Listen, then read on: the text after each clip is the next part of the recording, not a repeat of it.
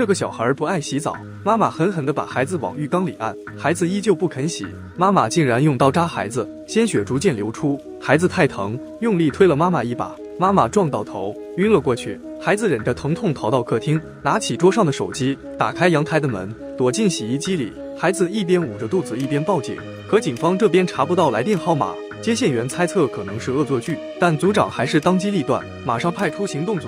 而此时，男孩妈妈已经从昏厥中醒来，他拿着刀到处寻找儿子。组长询问男孩爸爸妈妈的名字，想以此定位男孩家的住址，可男孩根本不知道爸妈的名字，更不知道自己住在哪里。前不久，他被带到这个家中，被所谓的妈妈圈养，从没出过门。他刚来时家里还有个哥哥，后来哥哥不见了，听哥哥说，以前还有个姐姐，也不见了。组长一听，立马察觉事情不简单。最后，男孩提供了窗外有粉色楼的关键信息，警方以此迅速锁定了男孩所在的小区。而此时，男孩的伤口也不停地流血，逐渐失去了意识。女人在外面找了一圈无果，再次返回家中。就在女人惊慌失措地打电话给什么人求助时，男孩因无力握住手机，手机磕在了洗衣机上。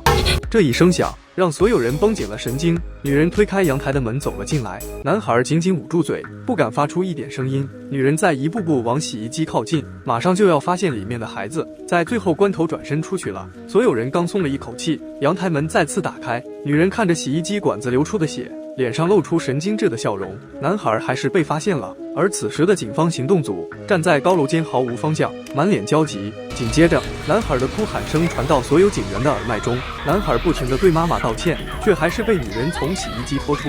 尽管他浑身是血，还是被女人毫不留情地扔到沙发上。怎么办？再拖下去，男孩不被杀死，也要失血过多而亡。这时，组长靠着敏锐的听觉，听见一阵类似木琴的声音，可他无法确定声音到底是什么发出来的。这时，行动队长在一家窗户上看见了风铃，猛然响起风铃声很像木琴声，队长立即召集队伍赶去。组长则通过未挂断的手机稳住女人，通过女人极不稳定的言语和他对男孩的虐待，组长判断女人童年也遭受过这种对待，所以她的情绪反复无常。女人被戳中心事，慌乱又无助。她回忆起自己小时候，只是脚踩在门槛上，不论怎么求饶，都免不了一顿毒打。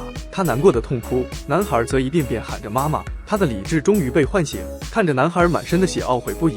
此时，伴随着风铃声响起，房门被打开，一个男人走了进来，女人的表情瞬间充满了恐惧。等行动组赶到，只剩下呆坐在原地的女人，到处都找不到男孩。警方推断是女人的丈夫怕被发现虐待孩子，把男孩带走了，立即通缉了这个男人。队长赶到门卫室，询问有没有看到女人的丈夫回来。门卫大爷说没看到，给队长喝了瓶饮料，随后把他带到了一间地下室。刚进地下室，队长就晕倒在地。原来门卫大爷是女人的养父，只要女人收养的孩子死于意外，他就能获得高额的补偿金。之前就已经有2个孩子被他害死，女人的丈夫也被他所害。这个恶魔掏出针管准备杀人灭口，队长却突然抓住他的手腕，一脚踹翻了他。原来队长一进门卫室就注意到了桌上的风铃，和男孩家的风铃一模一样，还看到了垃圾桶里的药瓶，所以他偷偷吐掉了饮料。天网恢恢，疏而不漏，门卫大爷将会受到应有的处罚。警方成功将男孩救出。组长告诉女人，